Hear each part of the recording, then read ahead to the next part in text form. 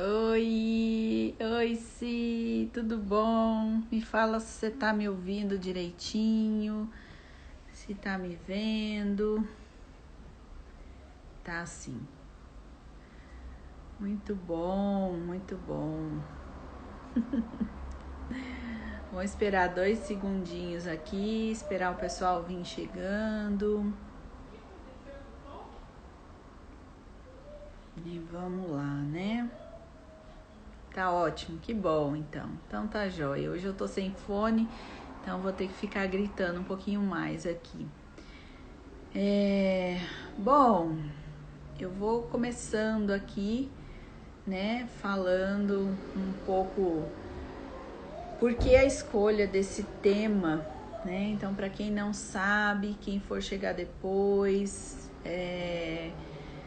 boas-vindas, né? Bem-vindos. Hoje eu escolhi falar de um tema muito difícil, mas muito pertinente, necessário nesse momento que a gente está vivendo, de muito medo, de muito pânico e infelizmente de muitas perdas também, né? Então hoje vou falar um pouco sobre a morte e o morrer, né? Foi o tema da live que eu escolhi, porque eu acho que a gente tem que falar sim, né, da morte, da nossa relação com esse tema que ainda é um tema muito tabu, né? Bem-vinda quem vai chegando aí. Nantes, Rosângela, isso? Então, é um tema tabu ainda, é um tema que a gente corre, que a gente foge, mas hoje eu quero trazer ele aqui com muita leveza, né? Para que a gente possa falar desse assunto, que é um assunto sério, mas que ele possa vir com muita leveza pra gente, que a gente possa ir quebrando um pouco essas barreiras, porque a morte, né, ou o luto, ele nos ensina muita coisa, né? A gente tem medo mesmo, né? Medo de falar, medo de conversar. E hoje, inclusive, eu me preparei aqui para essa live, né? Muita gente disse, nossa, que legal, que assunto bacana, eu vou tentar, mas eu vim me preparando realmente para não ter ninguém aqui nessa live hoje, justamente por isso, né? Justamente porque é um assunto difícil, não é um tema gostosinho, não trouxe aqui, né? 5 dicas para você cuidar de você, 6 dicas de autocuidado, vamos elevar a autoestima, vamos, uhul, né? Uma live super animada, super alto astral, não foi isso. Então eu sei que hoje muita gente ficou curioso, mas também sei que muita gente não vai ter ainda coragem de vir para cá e da gente conversar, né? Então, enfim, feito aí um pouco dessa introdução, eu vou deixar aqui também, né, quem tá por aí ou quem ainda não me conhece. Então, eu sou Débora Garcia, eu sou psicóloga, eu sou arte-terapeuta, né, e venho há algum tempo aí trabalhando um pouco mais focado no universo feminino, mas esse tema, né, não só faz parte do mundo feminino, mas faz parte também do mundo masculino e de todos nós, seres humanos. Então eu quero também trazer a introdução aqui de que o luto, né, vamos falar um pouquinho sobre o luto e sobre a morte de uma maneira geral, mas não somente do ponto de vista da morte de um ente querido, mas sim, né? Olá, Tássia, mas sim, né, de tudo que acontece na nossa vida. Então a gente vai falar também um pouco da morte, por exemplo, dos ciclos, né, de coisas que acontecem na nossa vida, de dificuldades que a gente tem. Oi, bem-vindas quem tá chegando aí, tá? Eu tô introduzindo aqui o tema. Hoje a gente vai falar um pouco sobre esse assunto delicado e tabu, mas muito importante, tá? Então quero trazer ele aqui hoje com muita leveza. A gente vai falar um pouco sobre... valeu, obrigada, minha linda. A gente vai falar um pouco aqui então sobre a morte de uma maneira geral. Então tô querendo trazer hoje o luto, não somente da morte de um ente querido, Mas, como eu já falei, né? O luto a gente vive praticamente ele todo santo dia. Se a gente pensar que todo santo dia a gente tem um dia que amanhece e um dia que anoitece e que ele nunca mais ele vai voltar, isso na nossa vida já é um ciclo. Então a nossa vida já é feita de ciclos, né? Então nós temos vários ciclos durante a vida toda. O nosso próprio crescimento, né? A gente nasce, a gente é criança, a primeira infância, segunda infância, adolescência, e cada uma dessas, né, desses fechamentos de ciclo Gracinha, assim tá aqui chamando todo mundo para vir para a live, chama mesmo. Então também aproveito quem tá por aí, que conhece alguém que tá passando por esse momento, que precisa talvez, né, um pouco dessa conversa. Então manda aí, ó, tem um aviãozinho aí embaixo, dispara para todo mundo, vamos trazer o povo para cá pra gente poder falar, porque é um assunto que eu garanto para vocês que vai mudar muito a vida de vocês e o olhar de vocês, né, em relação a esse tema. Então, tudo na nossa vida é feito em ciclos, né? E a gente precisa encarar que tem coisas que a gente vai ter que abandonar, tem coisas que a gente vai ter que fechar ciclo, que a gente não vai poder ficar arrastando isso para o resto da vida. Então a gente pode sim ver dentro aí desse tema do luto, por exemplo, se eu perdi um emprego que eu estava lá há anos e eu saí, então eu vou ter que também me adaptar de novo, eu vou ter que procurar um outro emprego, eu vou ter que fechar esse ciclo, eu vou ter que abrir um novo ciclo, né? Eu vou ter que arrumar um outro emprego, me adaptar também a tudo que vai vir de novo na minha vida. Um término de relacionamento, seja ele de pouco tempo ou de muito tempo, um casamento, por exemplo, né? A gente também tem que encarar isso. É uma morte de algum jeito, de uma fase da nossa vida, de um pedaço daquele caminhar seu da vida, né? Ou então, enfim, né? Tudo, né, gente? Tudo na nossa vida a gente pode encarar uma mudança, né? Vocês aí que são expatriados, eu já fui também.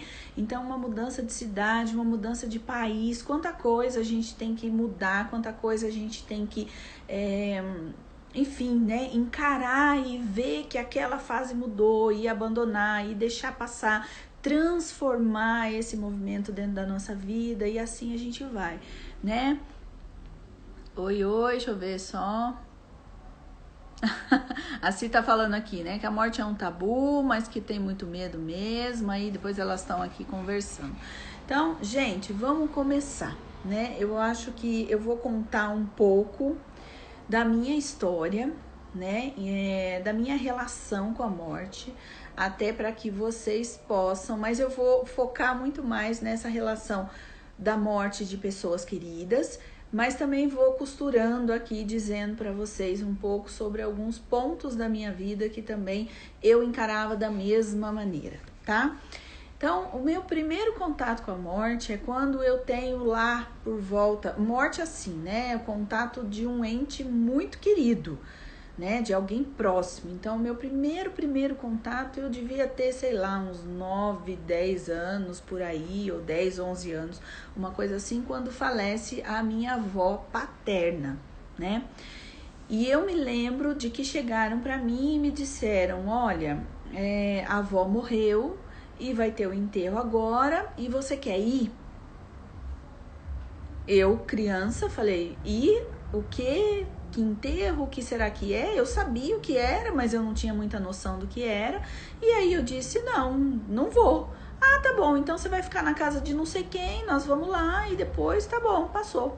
Tá, passou, acabou. E assim foi, né? Mas lá pra frente, né, vem a falecer o meu avô materno, e eu já estava na faculdade, né? E aí como eu fazia faculdade fora da cidade onde meu avô faleceu, eu também falei, não vou, porque tô aqui e tal.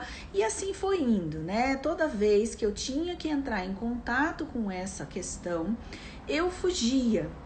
E eu sempre fui uma pessoa muito medrosa, né, com relação a essa questão da vida depois da morte, de espíritos, né, sempre teve alguém na minha família, alguém que fazia brincadeira de, porque vai vir puxar seu pé, porque vai vir não sei o quê. Então, esse assunto já era um tabu e já me enchia de medo. E aí, por todo esse medo, eu fui fugindo, eu fui empurrando. E sempre, né? Depois falece a minha avó materna, e aí eu me lembro de ir até, e aí eu comecei a ir ao velório das pessoas, mas eu não entrava, eu não via a pessoa ali, né, morta e tal, e eu sempre fiquei do lado de fora, eu assistia o enterro bem de longe, sem ver o que estava acontecendo, e realmente eu negava aquele momento, aquela situação, e pá, deletava da minha vida e seguia a vida, e vamos embora, e não vamos tocar nesse assunto, e tá tudo bem. E aí, quando chega 2015, né, janeiro de 2015, infelizmente o meu pai fica doente, né, e acabou falecendo de uma pancreatite. E aí o bicho pegou, né? O bicho pegou porque ele ficou internado 1 mês. Eu visitei, mas eu visitei na fase que ele estava muito bem ainda. Eu não vi nada do final, que eu estava morando em outra cidade do mesmo jeito. Eu morava em São Paulo, ele era do interior de São Paulo. E aí ele fica, né, entubado e tal, e eu só pelo telefone, e quando eu tava me programando para vir visitá-lo, eu recebo a notícia que ele acabou falecendo, e aí eu falei, pronto, agora dancei, porque agora eu vou ter que ver, né, eu vou ter que encarar, eu vou ter que ir. E como é que vai ser isso agora, né? Que droga, porque eu fugi esse tempo todo de ver as pessoas ali naquele estágio, né? De ver um defunto. E como é que eu vou fazer agora? O primeiro que eu vou ver vai ser o meu pai. Né? Então vocês imaginam o tamanho da dor, imaginam o tamanho do medo, imaginam como eu quis fugir daquilo, ou como eu quis que abrisse um buraco dentro do chão e que eu pudesse sumir e pular aquela fase, aquele dia. E aí vem, né, o que eu falei, eu fiz um vídeo segunda-feira também, se alguém quiser ver depois, eu te explico melhor lá, as fases do luto. Então, a primeira fase é o choque. Você toma um choque e você nega, né? Você quer negar, você quer sumir daquele lugar, você quer fugir, você quer desaparecer, você quer fingir que aquilo não existe, porque é uma dor tremenda, né? Toda aquela pessoa, ainda mais pra mim, que o meu pai, todo pai, né, gente? Era o meu herói, era a pessoa que eu amava, tinha toda uma história, né? É aquilo de, eu falo assim, eu vou começando aqui também falando pra vocês os sentimentos que as pessoas vão me contando e que tem muito a ver com os meus sentimentos que eu fui sentindo. Então é esse movimento, né? Quando é pai, mãe, que nem foi do meu marido também, esse sentimento de abandono, né? Parece que você fica órfã e aí abre um buraco no seu chão e você fala, meu Deus, a vida acabou. Eu não sei se eu vou sobreviver ao tamanho dessa dor. Eu não sei se eu vou conseguir sair daqui. Eu não sei o que eu vou fazer, o que eu tenho que resolver. E aí, pra mim, como eu falei, eu fugi a vida inteira, né? O meu pai faleceu, eu tava com 37, enfim, 37 eu acho, 35, 37 anos, eu tô ali por volta, eu tô adulta, né? E aí, de repente, eu tive que encarar de vez a morte. E foi um horror, né? Foi um horror, porque eu recebi a notícia, eu ainda estava em São Paulo. De São Paulo até o lugar onde estava sendo o velório me levava 3 horas, quase 4 horas de viagem, né? Eu vim de lá pra cá, cabeça mil, e aí vai passando a vida na tua cabeça e você não sabe o que vai acontecer, até que eu me deparo, né? Chego, entro correndo e vou lá ver, e aí eu precisei ver, né, aquela cena. E eu me lembro de dizer assim pra minha mãe, né, ela veio falar comigo antes e eu falava, eu não quero ver, mas eu tinha que ver, né, e eu precisei ficar lá e eu precisei olhar. E é isso mesmo, né? Deixa eu olhar só aqui o que vocês estão falando. Ah, então a Si também colocou, né? Que precisou ver os pais, vi pessoas sofrerem, chorarem muito, é muito medo mesmo. Aqui quem falou, o por aí no Paquistão tá falando aqui. Eu acho que ir ao velório e enterro é mais para agradar a família. pois alguém não vai, todo mundo fala mal. É verdade. E aqui a Tássia tá falando também. Perdi meu pai, meus 2 irmãos, 25 e 44, e foi doloroso a maneira que falaram para mim do meu irmão mais novo, né, que morreu. No do pai dela, que a Simone tá falando, fomos só os filhos, a mãe, os amigos íntimos. A dor, gente, eu acho que a dor é a mesma. Se tem um monte de gente, se tem pouca gente. O meu pai, por exemplo, era uma pessoa super conhecida na cidade e era muita gente. Eu me lembro de querer sumir, sabe? Eu me lembro ao mesmo tempo que eu queria ficar todo o tempo do mundo ali, né, me despedindo daquela pessoa. Eu me lembro de contar os minutos para poder sair dali, para poder embora, para acabar aquela situação, como se aquilo fosse acabar, ia tirar aquela dor de dentro de mim, né? E aí é uma angústia, é um medo. Voltar para casa é horroroso, porque aí você volta com um vazio maior do que você foi, você fica esperando a pessoa voltar, você fica querendo que aquilo realmente seja mentira, né? E assim foi, beleza, né? E eu vou falar um pouquinho das fases do luto e o tempo, mais ou menos, também, que são perguntas que todo mundo faz. Mas antes disso, vou terminar a história, né? Beleza, lá vou eu, continuo a vida, enfrento aquilo tudo, sofro tudo que eu tenho que sofrer, fico quieta o tempo que eu tenho que ficar. Só que ainda, né, eu já namorava com meu pai há muito tempo. Então, o movimento de negação, de fingir que aquilo não aconteceu, né, foi mais tranquilo. Por quê?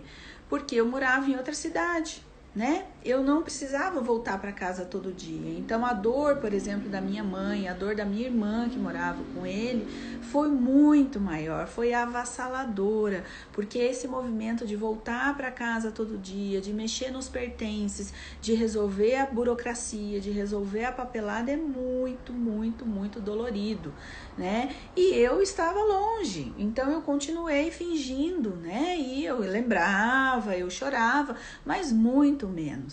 Beleza, minha vida continua, vai se passando. Então, meu pai 2014, ano passado 2019, 4 anos depois, eu aí fui embora, né? Fazem 3 anos que eu fui morar fora do país, eu fui morar na Geórgia, nos Estados Unidos.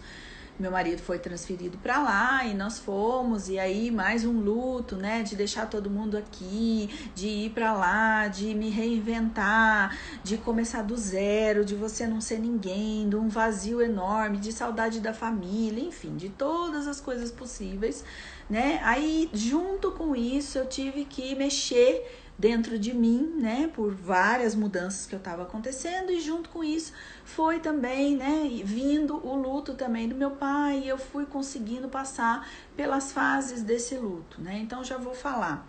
5 fases a gente tem do luto. Primeira delas, né, a gente passa pela negação, que é essa que eu tô falando. A segunda fase dela meu Deus, me fugiu agora.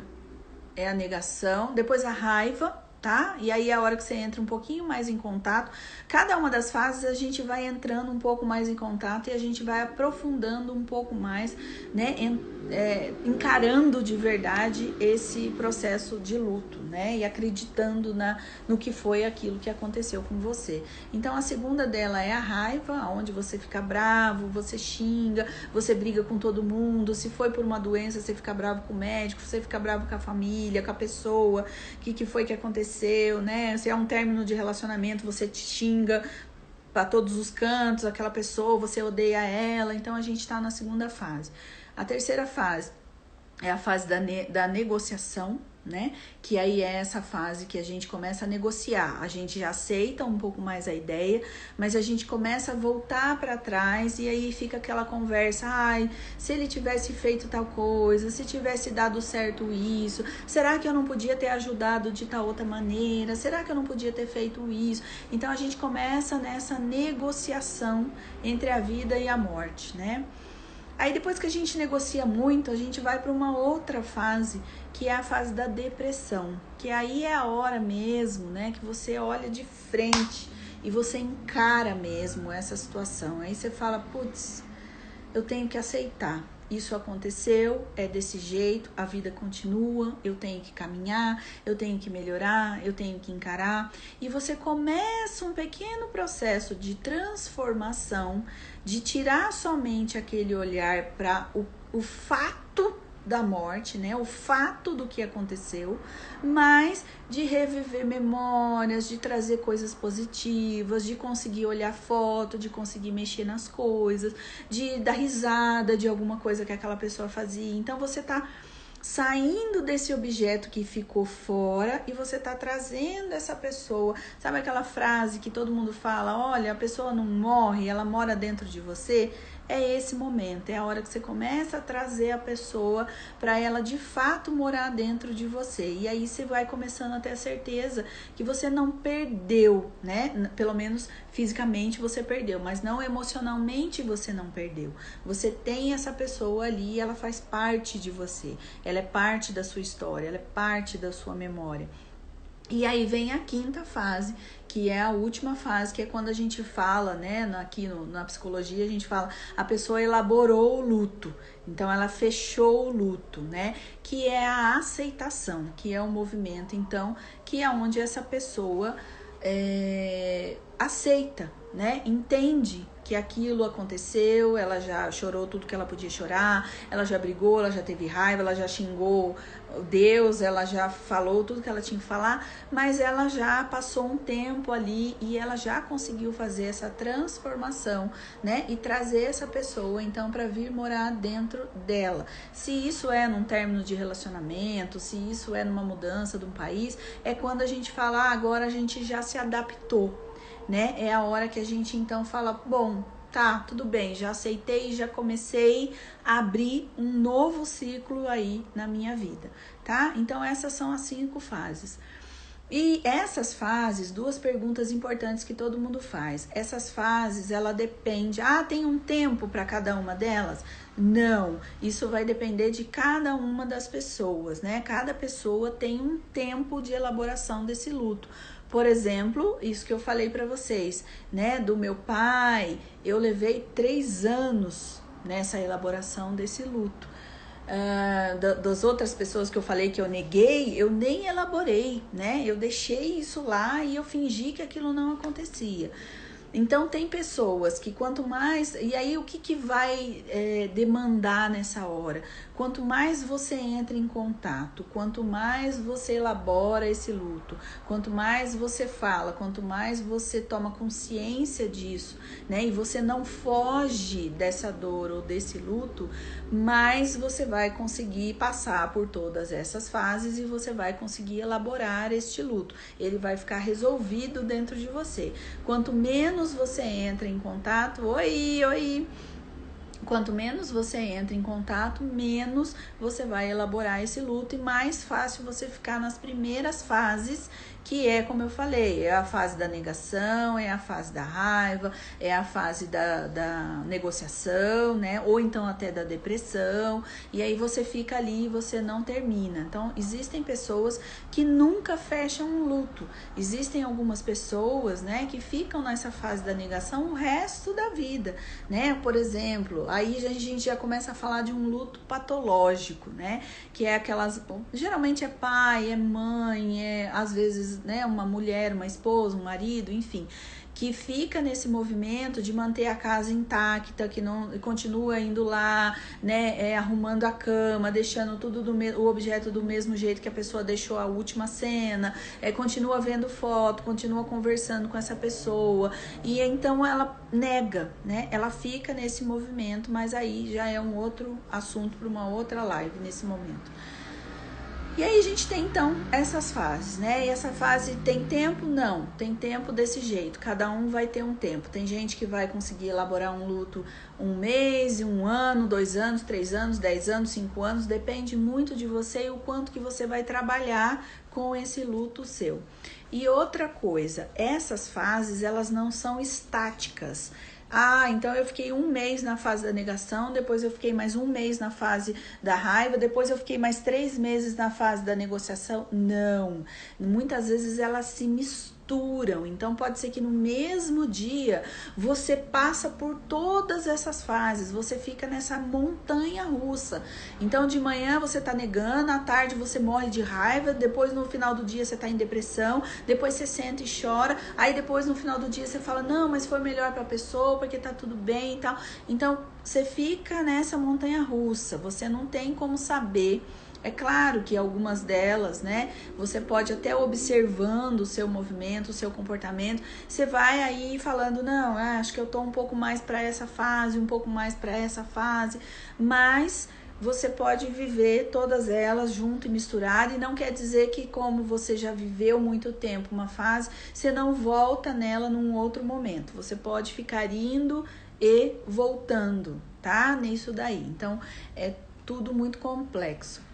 Beleza, aí lá estava eu, né, 3 anos depois da morte do meu pai, consegui elaborar, finalmente eu estava começando a ficar em paz, finalmente começa a vir aquela sensação, né, daquela coisa do conforto, que é aquela dor, né, que não sangra mais, que não dói mais, mas que você tá ali, enfim, né, você tem aquele quentinho gostoso de falar, nossa, que saudade, ai, que delícia, ai, como seria legal, oi, oi, oi, pra quem tá chegando, né? Então, a gente fica nessa coisa gostosa, e aí você fala, puxa, né, já lembra com um sorriso no rosto, com uma saudade gostosa, né, você já consegue ir lá, encarar as pessoas, ou falar dessa pessoa com uma naturalidade maior, sem sofrer, sem doer.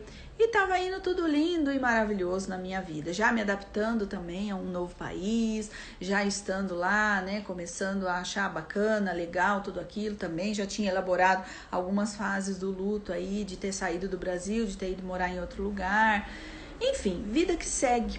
E aí a vida vem, né, e te apresenta mais uma dificuldade, porque a vida é assim, ela é cheia de ciclos, ela vem com as suas surpresas.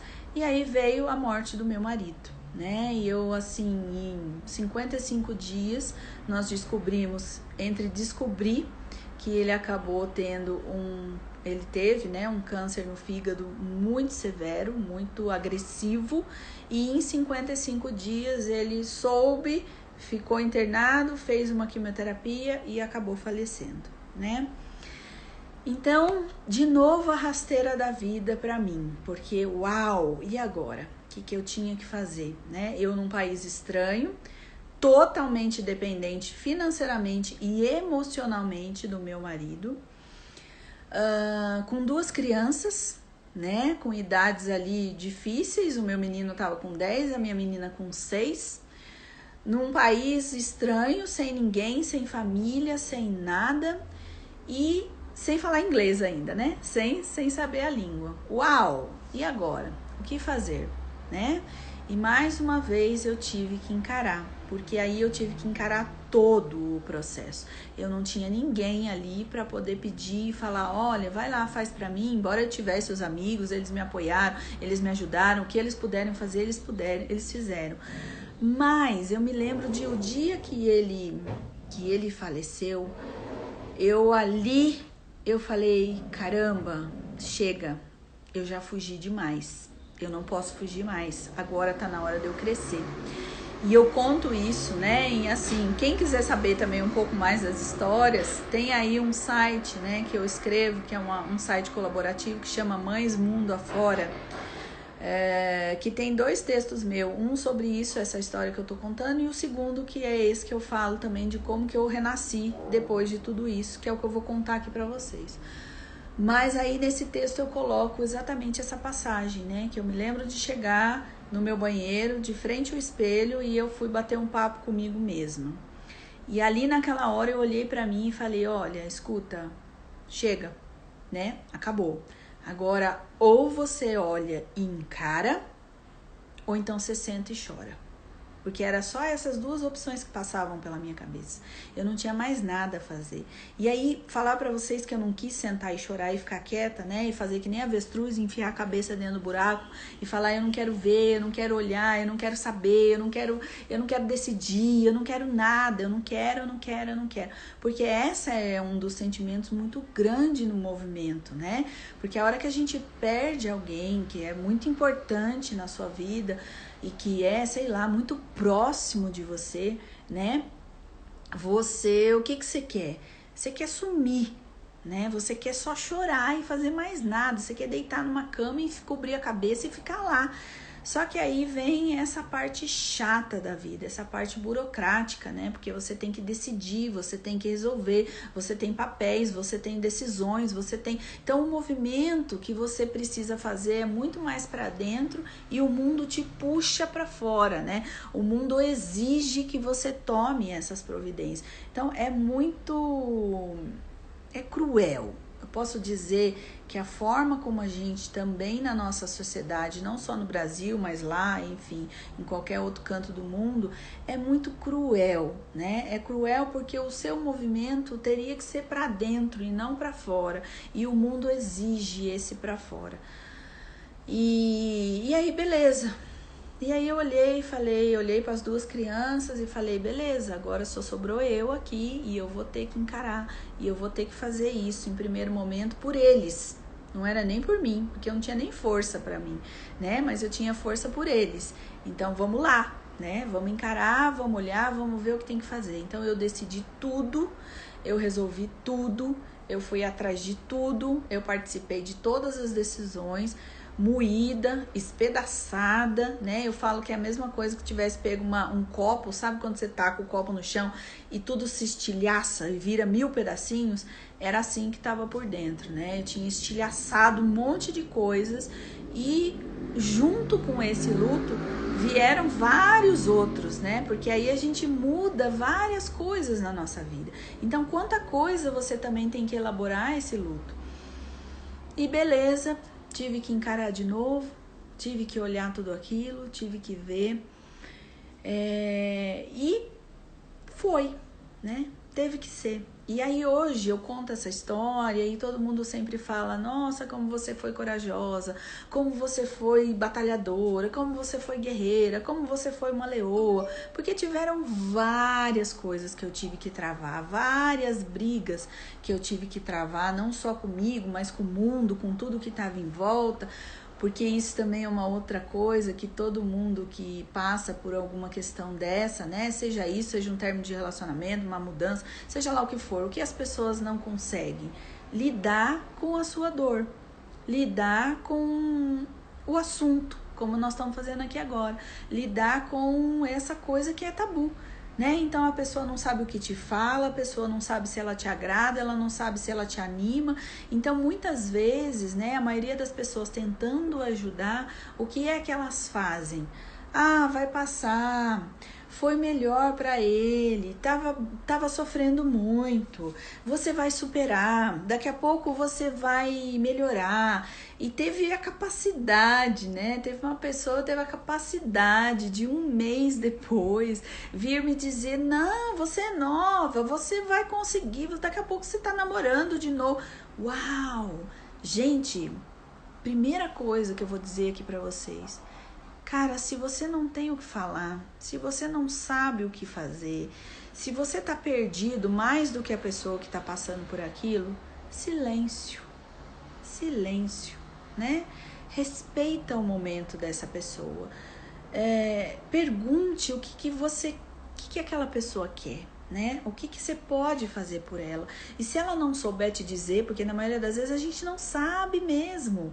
A gente não sabe o que a gente quer, a gente não sabe o que a gente quer comer, a gente não sabe se a gente quer dormir, a gente não sabe se a gente quer fugir, se a gente quer sentar e chorar, se a gente quer abrir um portal e ir para outro universo. Você não sabe nada. Então, silêncio, a sua presença, né? Se você não pode ficar com essa pessoa, então providencia, por exemplo, as coisas do dia a dia, né? Então limpa uma casa, faz uma comida, traz um conforto de alguma maneira, né? Entrega isso, entrega aquilo, enfim, né? A gente vai ajudando de outras maneiras, ou somente a tua presença é um conforto para que essa solidão ela possa diminuir um pouco mais, né? Então é um pouco isso, mas essa coisa de você ficar querendo tirar a pessoa desse movimento, fazer com que ela dê risada, fazer com que ela esqueça dessa situação, fazer com que trate a vida como se tivesse acontecido nada, como se a vida dela continuaria a mesma. Não, jamais, jamais a sua vida vai ser a mesma. Acabou, né? O teu sentimento naquela hora é uma parte sua, que seja, como eu tô falando, se é um ente querido, se é uma separação, se é uma mudança, se é qualquer coisa que mudou na tua vida, um emprego, uma parte da sua história ficou, foi embora, tá lá atrás, tá na história, né? Não está mais com você, não está presente, não está fisicamente mais aqui com você. Então não adianta você querer fingir e fazer com que a pessoa finja que não aconteceu nada, porque aconteceu. Então o melhor que você tem a fazer, e tanto para você quanto para o outro, é passar por esse movimento. E aí vou falando aqui um pouquinho para vocês já também, né? Porque é muita coisa para falar. E daqui a pouco nosso tempo acaba também. Então assim, o que você faz, né? Por que viver o luto? Por que eu tô falando aqui? Por que precisa falar disso? Por que a gente precisa encarar isso? E voltando para minha experiência de vida, por que isso foi importante? Porque eu, emocionalmente, neste assunto, como eu contei aqui para vocês, eu fiz o quê? Eu fiquei parada lá atrás. Eu era uma criança para lidar com essas questões. Então, emocionalmente, eu não evoluí. Eu não encarei nada disso. Só que junto com encarar isso, eu comecei a perceber que também o meu movimento perante a dificuldade, perante alguma coisa que era muito frustrante, que era muito difícil, que eu precisava encarar, né? E precisava encarar mesmo, não tem outra palavra. O que eu fazia? Fugia, né? Então, o que vai acontecendo? A gente vai carregando esse jeito nosso para outros lugares da nossa vida. E sem querer, você não percebe que você está fazendo isso. Então, encarar a morte, encarar a dificuldade, encarar o seu problema, né? É um jeito de você crescer. Infelizmente, acaba sendo pela dor, mas é uma grande oportunidade de você olhar para dentro, de você conseguir ver o que para você tá legal, o que não tá legal, o que você quer, o que você não quer. Então, assim, depois, né, falando um pouco do meu pai, ou falando um pouco até da morte do meu marido, que eram homens que para mim eu tinha como o conselheiro, eu tinha como alguém que era o norte, né? Era a pessoa em quem eu me apoiava, era a força, era a coragem, tudo o que o masculino acaba representando, né? E aí eu falei, bom, e agora? Acabou, não tem mais, como é que vai fazer? Né? Então eu tenho que tirar isso de mim, eu tenho que trazer essa força. Então nesse movimento que eu falei pra vocês, que a hora que eu olho no espelho e eu falo, Débora, agora eu e você aqui, não tem mais o que fazer, né? Vambora, vamos encarar. Você quer sentar e chorar e passar o resto da vida chorando? Ou você quer fazer essa mudança? Ou você quer agora pegar a rédea da situação da tua vida e começar a correr atrás? Então, foi todo esse processo, é um processo de independência, é um processo de descobrir onde está essa força, é um processo onde eu olho para dentro e começo a avaliar, né, e me encarar. Então, é sem medo, né, e eu sou muito da psicologia junguiana, né, o Jung é um dos... Enfim, é um psiquiatra, né? Mas é um dos formadores aí de uma teoria da psicologia. E ele fala muito isso, né? A gente tem um lado nosso, que é o lado que a gente esconde, que é o lado feio, que é o lado que a gente não encara, é o lado que a gente joga embaixo do tapete, que é o lado da sombra, né? E você encarar a sombra, ela não é o tempo inteiro ameaçadora, muito pelo contrário, ela tem um potinho de ouro lá no final do arco-íris que você precisa descobrir. Então, tudo isso que eu vivi, eu sofri, é claro que eu sofri. Foi com muito choro, foi com muito jeito de fugir, foi, nossa, com tudo que vocês quiserem, muita terapia, muito auê, muita briga, muita raiva, muito desconstrução, um monte de coisa, né? Do mesmo jeito que eu falei que eu tive que despedaçou tudo dentro de mim, eu tive que vir colando caquinho, eu tive que vir vendo o que ia servir, o que não ia servir. Só que eu descobri isso que eu tô falando para vocês. Eu descobri uma força muito grande interna, né? Eu descobri o como trazer também, como eu tô falando, transformar essa pessoa ou transformar essas memórias, né? E principalmente depois que a gente tem um episódio que nem esse o meu, muito rápido, né? Da morte de alguém, a gente fica muito fazendo o que a gente chama de looping, né? A gente fica num looping de ficar revivendo aquela cena, revivendo conversa, revivendo coisa. Então, meio que aquilo não sai da sua cabeça, fica uma ideia fixa.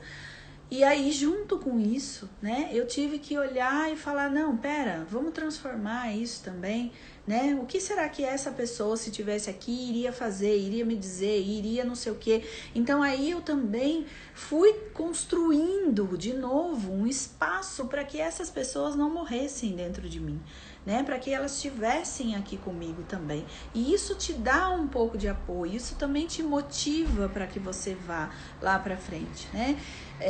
Então tudo isso foi aprendizado. E aí falando um pouco aqui para vocês, né? Por que olhar e falar, por que reviver, por que renascer junto com o luto? Porque é isso que eu tô dizendo, né? Quando você encara, pensa você, quando eu falo dessa coisa da sombra, pensa você dentro de um quarto escuro, completamente breu. É essa sensação que você tem.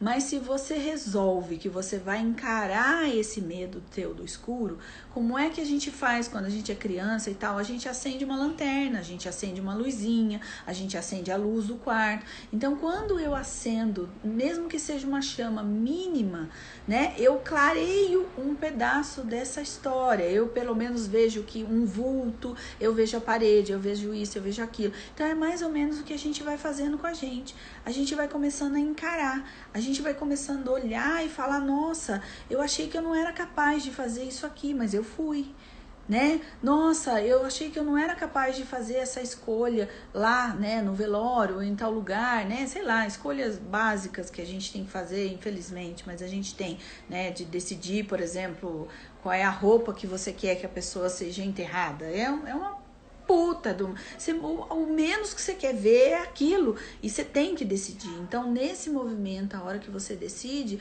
você fala, nossa, eu achei que eu fosse morrer na hora que eu tivesse que encarar essa situação. Mas aí você vê e fala, tá bom, eu encarei, eu passei, deu certo, foi uma coisa a menos, né? Olha como eu fui forte nisso, olha como eu fui difícil nisso, né? Então, você vai conseguindo se conhecer também. Então, essa é uma força que você descobre quando você encara. Já ouviram a frase também, né? Todo mundo fala, mas eu estou no fundo do poço. E eu gosto muito de trazer essa ideia do fundo do poço, né? E todo mundo acha que aí o fundo do poço é o fim, que a pessoa tá lá. E eu sempre falo, aproveita o fundo do poço, porque por 2 motivos você no fundo do poço, você tem coisas muito boas. Primeiro, você tem um chão que tá ali embaixo e aí você pode sentar e descansar, porque às vezes quando a gente tá no meio do poço tentando escalar ele feito doida, você não pode parar, porque se você parar você cai, né? Então você precisa ficar nesse movimento desesperador de sair do lugar. Então o fundo do poço tem um lugar para você sentar, então senta e descansa. E segunda coisa, o fundo do poço, por pior que ele seja, como ele tem o chão, você pode empurrar e impulsionar para que você possa subir, né? Então, é isso que hoje eu vejo, a questão do luto, da morte, enfim, né? De tudo isso que eu tô falando para vocês, ou da dificuldade da vida, que quando a gente encara, e é uma frase minha que eu gosto muito de falar, né? O monstro geralmente é muito maior na sua cabeça do que de fato ele é na realidade, né?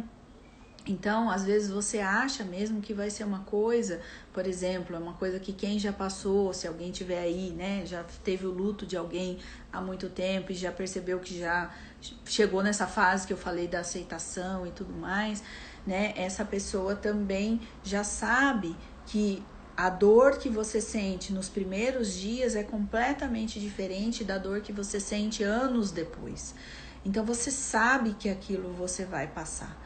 Né? Você sabe que uma hora vai parar de doer, você sabe que uma hora vai parar de sangrar, né? E isso é por quê? Porque você viveu esse movimento. Então, fugir é a pior das piores, né? Eu acho que dói a gente encarar, mas dói muito mais quando a gente foge. Dói muito mais a gente ficar fingindo essa dor. Dói muito mais você ficar com raiva, você ficar revoltado, você não querer que aquilo aconteça, né? Ou você não encarar que essa pessoa não está mais ali, né? Porque quando eu finjo, quando eu não encaro isso, né? Aonde eu fico? Eu fico nesse looping que eu falei, eu fico com a questão negativa da história, eu fico com a parte a pior possível, porque é isso que sustenta a minha dor dentro de mim, né? E aí quando eu encaro, eu tenho a possibilidade de fazer o que eu disse, de transformar essa dor, né? De poder olhar, de poder ter esse quentinho que eu disse, né? Então hoje eu falo do meu pai, né? O meu marido ainda não cheguei nesse finalmente aí, mas acho que hoje já tá um pouco menor essa dor, né? Eu acho que já tô conseguindo encarar um pouco mais. E aí a gente fala dessa pessoa dessa maneira, né? Porque você sabe que você nunca mais vai perder essa pessoa, ela tá dentro de você, ela faz parte da sua história, ela tá na sua memória. E aí você, ao invés de viver somente o looping negativo, você vive também as partes bonitas do que você viveu, né? Então é isso, gente. Nossa, vocês falaram um monte aqui. Tem uma conversa doida, eu não sei se alguém colocou alguma pergunta, alguma coisa. Eu vou voltar aqui, vou tentar voltar aqui para ver o que vocês estão falando.